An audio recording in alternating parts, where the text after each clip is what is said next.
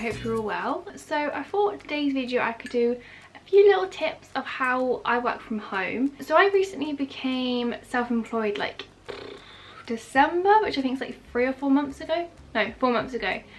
So I'm still trying to get into the routine of like working from home, but I picked up a few tips along the way and I thought I'd just share them with you all, considering this very odd time at the moment in the world and a lot of people are going to be working from home now. So I thought, why not share? Oh, there's a guy staring at me out the window. I'm going to have to try and ignore him. He is looking at me a lot. Oh, this is awkward. Okie dokie. So the first tip is going to be to set an alarm and make sure you stick to it. Every single day you're going to have to make sure you stick to that alarm time and get up. It's really good to get your body into a routine. But yeah, so I wake up at 8:30 every morning. I literally put my slippers on, put the kettle on, make a cup of tea, and then I will make the bed as well, which is another thing which I find really, really helpful, because if I don't make the bed I will crawl back into it and go back to sleep. So yeah, let's start with that. Then it's going to be to have a good breakfast. Now you need a good breakfast to get you ready for the day. I used to be the kind of person that would literally just live with a cup of tea, and trust me, it doesn't work any wonders, because by 10 o'clock I am starving and my mind can't think properly. So I always tend to have some Weetabix or some porridge or some toast, and it's really good just to kind of get the day started on a nice full belly. Full belly? Full stomach?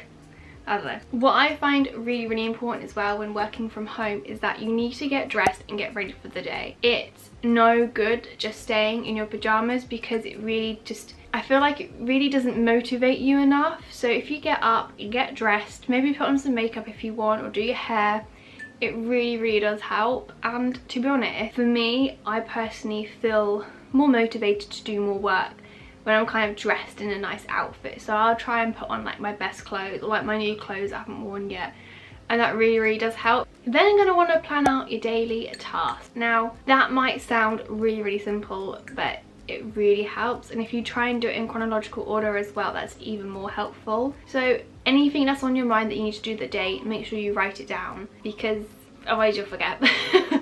Write it down on a list of all the things you want to do, and then cross it off as well once you finished it, because it's almost like you're giving yourself a well done, and it's quite nice. So you need to create a separate workspace. I would highly recommend not to work from your bed, purely because if it was me I'd want to go back to sleep. But it could literally be anywhere. It could be your dining room table, or it could be on the floor where you've pulled the table up to you, or you can go at a desk, wherever is easiest for you, which is just somewhere where it's not your bed.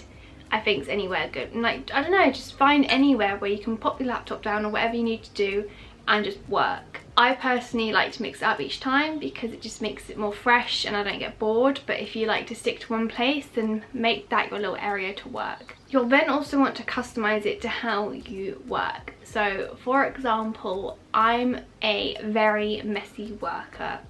It's just who I am. I'm never gonna change, but I like to literally put all my books everywhere, all the stuff that I'm working with just all over the place around me, because it means I can visualize it, my creativity just sparks more. Yeah, I just find that I work better that way. So everyone is different, but you need to figure out what environment suits your work style best. So you need to stay away from distractions. Now of course, in this day and age, society, I don't know, generation, our mobile phones are going to be the biggest culprit for that, because I would literally spend about an hour, 2 hours on TikTok or Instagram just scrolling through. So yeah, we need to get those far away, because they really distract us from doing our work. So what I tend to do is I'll literally hide my phone under a book, a cushion, or if I really want to like fully concentrate, I'll put my mobile phone in the other room, so it really does stop me from going on it.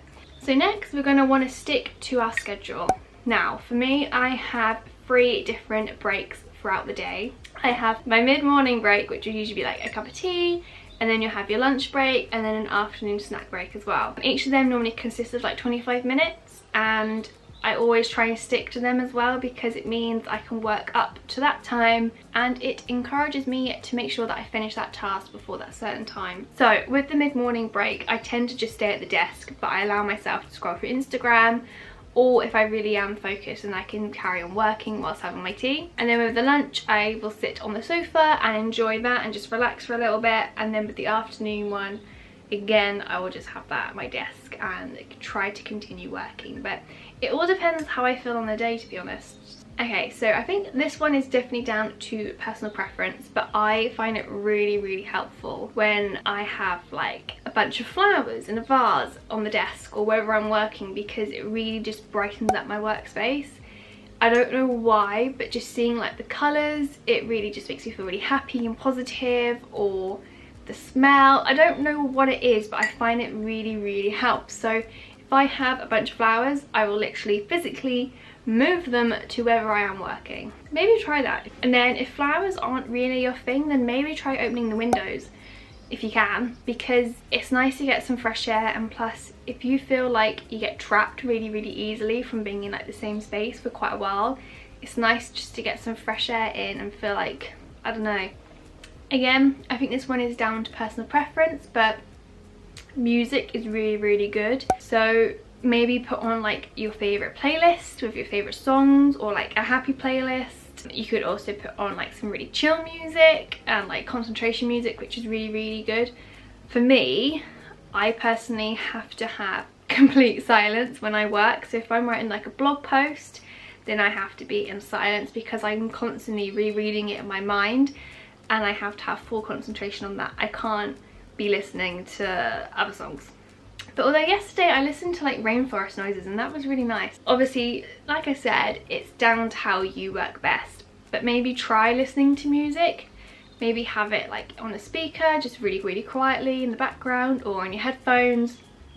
It's up to you, but if you want to give it a shot, give it a shot. And then lastly, I think one of the really important things as well is that you have to give yourself something to look forward to at the end.